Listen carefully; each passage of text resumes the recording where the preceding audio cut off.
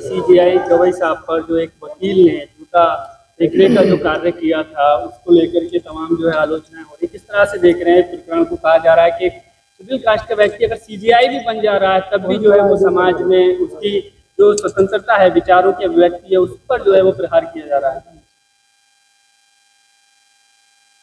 देखिए, पूरे देश के अंदर जो पूरी दुनिया के अंदर राइट विंग एक्सट्रीमिज्म की लहर है, पूरे देश के अंदर है।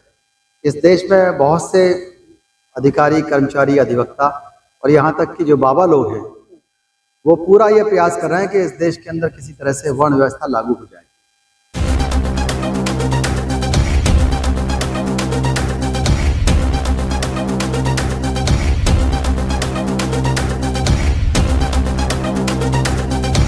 और जो लोग पूंजी के आधार पर, जाति के आधार पर इस देश पर राज करते रहे हैं, इस देश पर शक्ति के सभी स्रोतों पर कब्जा जमाए बैठे हैं, उन पर कोई आँच ना आए। और जो गरीब हैं, कमज़ोर हैं, schedule caste, schedule tribe, OBC हैं, माइनॉरिटीज़ के लोग हैं, उनके अंदर तक ताकत ना पहुँच पाए। और जब भी ऐसा कोई व्यक्ति आता है, संपन्न होकर के अमीर हो जाए या किसी अच्छे पद पर बैठ जाए, तो वो तिलमिला उठते हैं। और जरा सी बात भी उनका ये कहना है कि हमको इनकी जो जरा सी चीज़ें हैं वो आहत कर जाती हैं। अगर आहत करने वाली बात है तो गवई साहब के जो बिरादरी के लोग हैं, गवई साहब के जो पूर्वज हैं, कितने बार उनकी जो भावनाएं हैं आहत हुई होंगी। क्या हमारी भावना आहत नहीं होती जब किसी कथावाचक को आपने पेशाब पिला दिया, किसी के ऊपर पेशाब छिड़क दिया, और कहीं अभी पुष्पा लड़का है उसको पेशाब पिलाया, और जगह जगह आप मार रहे हैं जान से, लोगों को मजबूर कर रहे हैं आत्महत्या करने के लिए। तो भावना हमारी ही तो आहत होती है। भारतीय संविधान इसलिए नहीं बना, भारतीय संविधान इसलिए बना है कि ये लोकतंत्र आगे चले और सफलता से चले और हिस्सेदारी के आधार पर चले। तुम्हारा हिस्सा तुम्हारा हिस्सा रहे, हमारा हिस्सा हमारा हिस्सा रहे, तुम्हारा सम्मान तुम्हारा रहे, हमारा सम्मान हमारा रहे।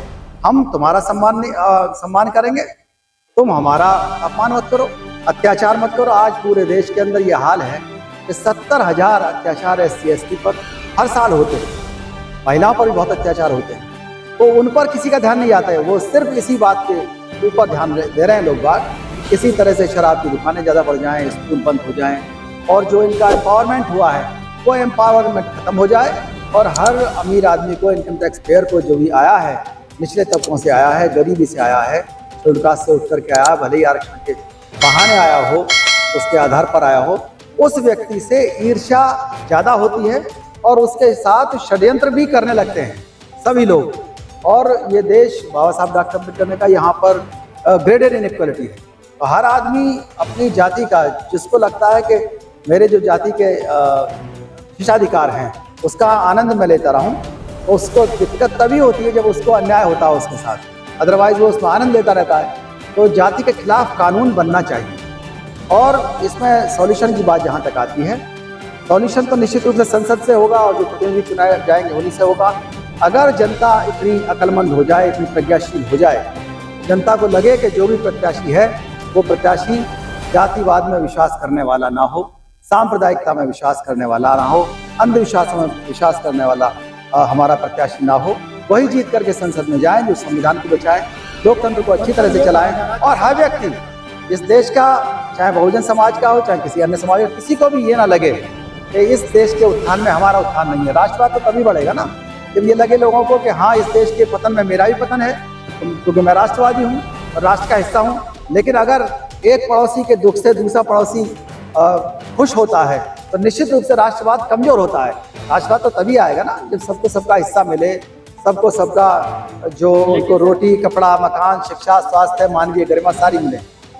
सर, आपने देखा कि जो जैसा आपकी टिप्पणी थी उसके बाद से उन पर किस तरह से मीम्स बनाए गए, कथावाचक जो उनको धमकी दे रहे थे। कहा जा रहा है सनातनियों का जो अपमान किया हो। कोई अपमान नहीं किया गया।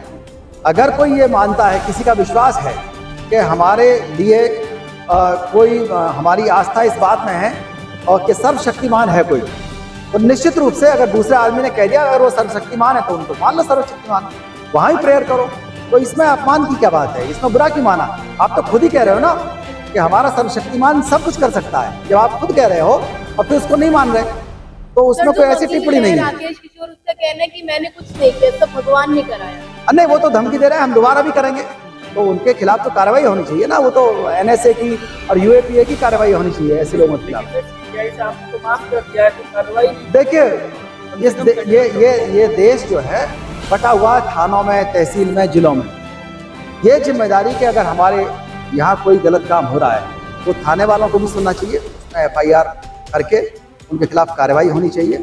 और क्योंकि इससे पूरे देश के समाज को आपने दो हिस्सों में बांट दिया, एक संविधान विरोधी है और एक संविधान समर्थक है, तो निश्चित रूप से ये आपने लोकतंत्र के साथ खिलवाड़ किया है, समाज के साथ खिलवाड़ किया है और जातिगत उत्पीड़न का आरोप लगाया है तमाम अधिकारियों पर। देखिए, जो अधिकारी और जो भी संवैधानिक पद पर बैठ कर के लोग बाग अत्याचार करते हैं उसका अब उन्होंने रूप बदल दिया है।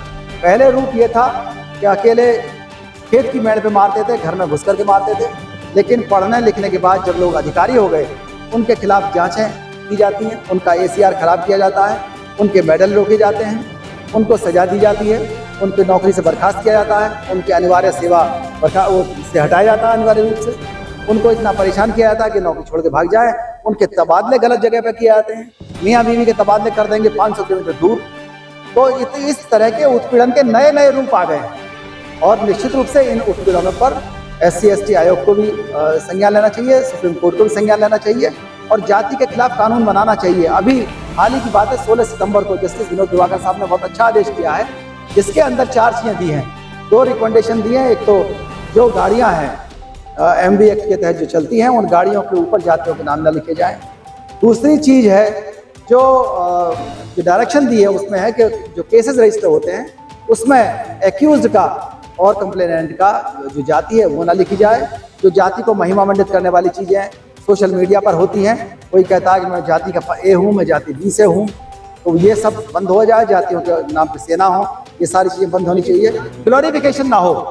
जाति इस देश के लिए समस्याओं का समाधान नहीं है, समाधान है हिस्सेदारी, समाधान है संविधान, समाधान है लोकतंत्र। सर, IPS जो सुसाइड किया है उन्होंने, उस मामले में SC/ST एक्ट में भी FIR हो गई है दर्ज, उसके बावजूद गिरफ्तारी नहीं हुई है, तो क्या ऐसा भी होता है कि SC/ST एक्ट खत्म होने के बाद भी गिरफ्तारी ना हो? गिरफ्तारी होनी चाहिए, चारों तरफ से धरना प्रदर्शन चल रहा है, सभी लोग आ रहे हैं, बिल्कुल गिरफ्तारी होनी चाहिए।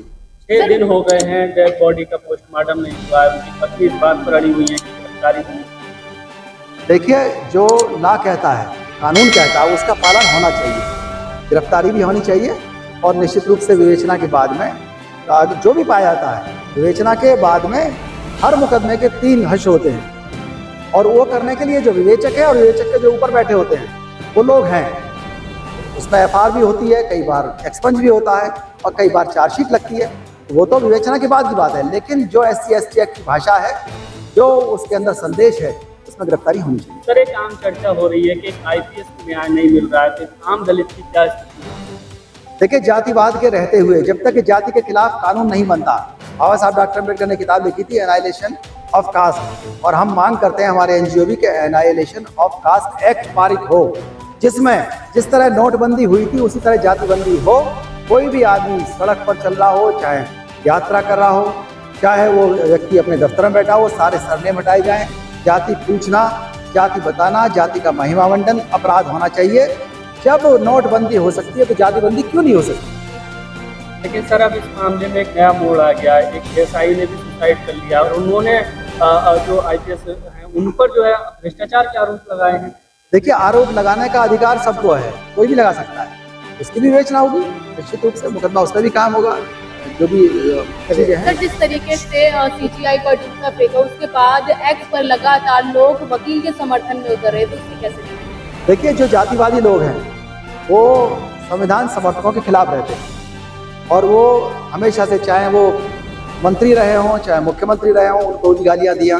जो भी आए हैं शेड्यूल कास्ट से और बैकवर्ड से लोग आए हैं, पहले भी लोगों ने कहा कि भाई जाइए और हल चलाइए, नाई का काम करिए। जो OBC से गए और जो शेड्यूल कास्ट के लोग गए, किसी को कहा कि तुम भैंस चराओ या नाई का काम करो, तुम्हारा काम संसद में जाना नहीं है। बहुत से लोगों ने कहा ये लोग संसद में जाके क्या करेंगे, फ्रीडम स्ट्रगल जब चल रहा था। तो निश्चित रूप से उन लोगों को जिन्होंने कब्जा कर रखा है, जिन्होंने एकाधिकार कर रखा है, उनको ये बर्दाश्त नहीं है किसी भी तरह से इन लोगों को आरक्षण के आधार पर सीटें मिले। दिक्कत तो लड़ाई सारी की सारी आरक्षण से है। आरक्षण रिप्रेजेंटेशन है, हम इस देश के अंदर पैदा हुए, इस देश के अंदर हम सेवा कर रहे हैं, इस देश की मिट्टी में वो हमारे बाप का भी है, तुम्हारे बाप का भी है। तुम भी अपना हिस्सा लो, हम भी हिस्सा लो, जाति जनगणना जल्दी से कराओ, हो जाए हिस्सा सर एक सबका। तरफ तो मोदी जी आरएस के 100 साल पूरे होने पे सिक्का निकालते हैं और वहीं दूसरी तरफ ऐसे मामले सामने आ जाते हैं, उसे कैसे? देखिए, देश के अंदर जो राष्ट्रवाद की बात कर रहे हैं लोग बात, भारतीय संविधान में कोई ऐसी व्यवस्था नहीं है कि कोई भी देश को अपनी जाति के ऊपर आधारित चलाए या धर्म के आधार पर चलाए। ये देश सबका है। इस देश के अंदर बहुत से धर्म हैं, बौद्ध भी हैं, बौद्ध कहने लगेंगे बौद्ध राष्ट्र बना दो, ईसाई कहेंगे ईसाई राष्ट्र बना दो, सबको कहने की आज़ादी है। लेकिन हमारे जो संविधान निर्माता डॉक्टर अम्बेडकर हैं, उन्होंने एक ऐसा संविधान बना दिया जिसमें सारे अधिकार है ना सबको, उसमें बुराई क्या है? आपको कौन सा अधिकार चाहिए? और अगर किसी के दिमाग में ये गलतफहमी है कि वो मनुस्मृति लागू कर देगा, तो ये नहीं हो पाएगा इस देश के अंदर। उसके लिए बहुत युवा आगे सबने देखा होगा